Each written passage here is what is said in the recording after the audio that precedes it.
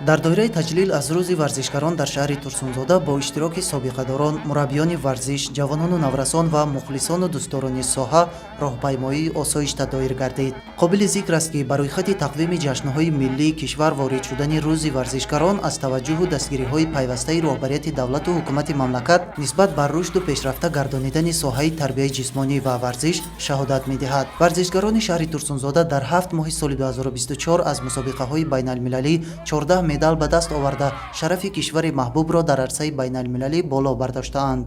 ҳамзамон бо иштирок дар мусобиқаҳои ҷумҳуриявии варзишгарони шаҳр 277 медал аз ҷумла 96 тилло, 66 нуқра ва 115 медали биринҷӣ ба хазинаи варзишии шаҳр ворид намуданд. дар ин баробар ҷиҳати беҳтару хубтар гардонидани шароити машқу тамрини варзишгарон дар шаҳри Турсунзода бахшида ба 35-солагии истиқлолияти давлатии ҷумҳурии Тоҷикистон сохтмони 28 иншооти варзишӣ ба нақша гирифта шудааст ки то имрӯз 12 майдончаи варзишӣ ва 4 толори варзишӣ сохта ба истифода дода шуда, сохтмони 2 толор ва 6 майдончаи варзишӣ бо маром идома доранд. Роҳпаймоии варзишгарон аз маҳаллаи 9-уми шаҳр то майдони парчами давлатӣ идома ёфта, зимни баргузории чорабинии тантанавӣ ба як қатор фаъолони соҳаи варзиш сипосномаҳои мақомоти иҷроияи ҳокимияти давлатӣ тақдим карда шуд.